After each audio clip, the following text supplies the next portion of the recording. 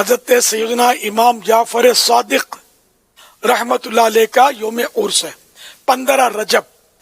تو اس میں عاشقان صحابہ و اہل بیت خصوصیت کے ساتھ کھیر پوری کی نیاز کرتے ہیں، جس کو کنڈے کی نیاز بھی بولتے ہیں. میری یہ خواہش ہے کہ 15 رجب المرجب 15ویں رات گھر گھر گلی گلی مسجد مسجد کھیر پوری کی نیاز ہو، کیونکہ شیطان ان کاموں سے روکتا ہے.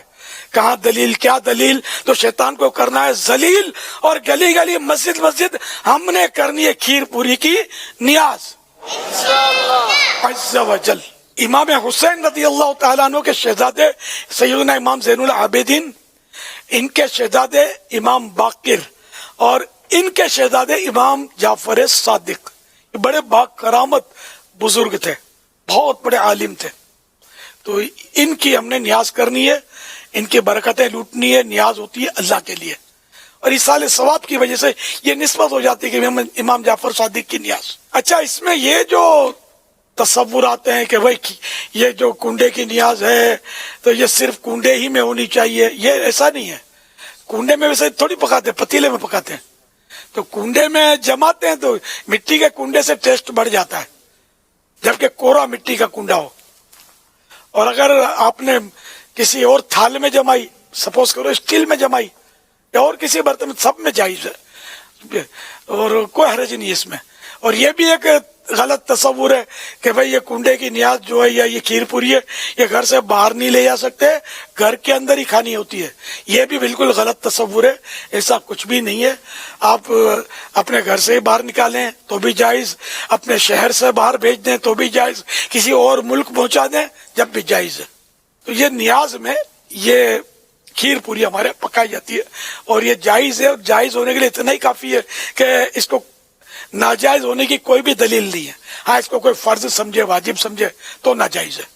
تو یا اللہ پاک، جو کوئی کھیر پوری کی نیاز 15ویں شب کو کرے گا اور جو اس میں مالی طور پر حصہ لے گا یا جس طرح بھی شریک ہوگا یا خالی خوش ہوگا، اس کو بھی دونوں جہاں کی بھلائیوں سے نواز دے، اور اس کو امام جعفر صادق رضی اللہ تعالیٰ عنہ کا خصوصی فیض عطا فرما، اور ان کے نانا جان کی شفاعت نصیب فرما، اور بے حساب مغفرت اس کا مقدر فرما. جو میری مدنی بیٹی بھی اس میں حصہ لے، اس کے حق میں بھی یہ دعائیں قبول فرما. آمین بجائے خاتم النبیین صلی اللہ تعالی علیہ وآلہ وسلم. دنیا کے چپے چپے میں انشاءاللہ صحابہ و اہل بیت کی عظمتوں کے چرچے ہوں گے انشاءاللہ، ہیں بھی اور مزید ہوں گے انشاءاللہ. اسی طریقے سے ماہ رجب کے 22 رجب کے جو کنڈے بنتے ہیں، رجب کے مہینے میں 22ویں رجب کو جو کنڈے بنائے جاتے ہیں وہ جعفر صادق کے نام پر ہوتے ہیں. نام پر ہوا تو ما اہل بھی لغیر اللہ کی وجہ سے حرام ہوا. اور در حقیقت یہ 22 رجب کا جو معاملہ ہے، اس تاریخ کو نہ تو حضرت جعفر صادق کی پیدائش ہوئی ہے اور نہ اس دن کو، اس تاریخ کو حضرت جعفر صادق کی وفات ہوئی ہے. جب حضرت جعفر صادق کی وفات اور پیدائش دونوں کا تعلق رجب کی 22ویں تاریخ سے نہیں ہے، تو پھر کیوں منایا جاتا ہے 22ویں تاریخ کو، اور رجب کے کنڈے جعفر صادق کے نام پہ کیوں منائے جاتے ہیں؟ در حقیقت ایک بہت خطرناک چیز شیعوں کی طرف سے چل کر کے سنیوں میں آ گئی ہے. وہ حقیقت یہ ہے کہ وہ شیعہ تبرہ کرتے ہیں صحابہ کرام کے اوپر، اور خاص طور سے یزید کے والد حضرت معاویہ رضی اللہ تعالیٰ عنہ کے اوپر. اور حضرت معاویہ کی یہ تاریخ وفات ہے، 22 رجب کو حضرت معاویہ رضی اللہ تعالیٰ عنہ کا انتقال ہوا.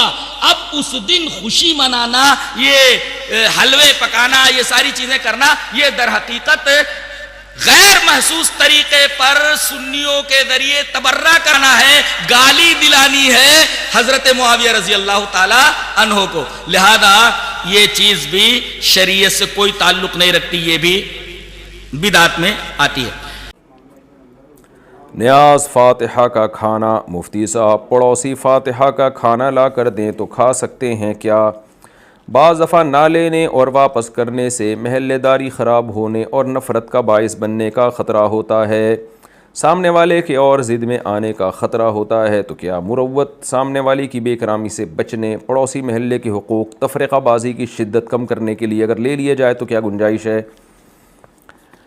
دیکھیں، ایک دفعہ ان کو بس محبت سے بتا دیں جو بھیج رہے ہیں کہ ہم لوگ جو ہے نا اس کو ٹھیک نہیں سمجھتے، محبت سے آرام سے ہلکا سا کوئی میسج دے دیں تاکہ وہ یہ نہ سمجھیں کہ یار یہ ویسے اس کو ناجائز بولتے رہتے ہیں، جب خود کھانے کی باری آتی ہے تو بڑے آرام سے ہڑپ کر کے بیٹھ جاتے ہیں۔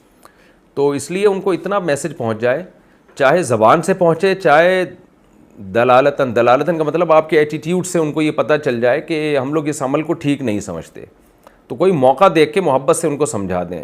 پھر بھی دیتے ہیں تو لے لیں، نہیں لیں گے تو لڑائی ہوگی، جھگڑا ہوگا اور تفرقہ بازی ہوگی۔ تو باقی یہ کہ کھا لیں اس کو کہ نہیں کھائیں، دیکھیں اصل حکم تو یہی ہے کہ نہ لیں تاکہ بدعت کی تائید نہ ہو۔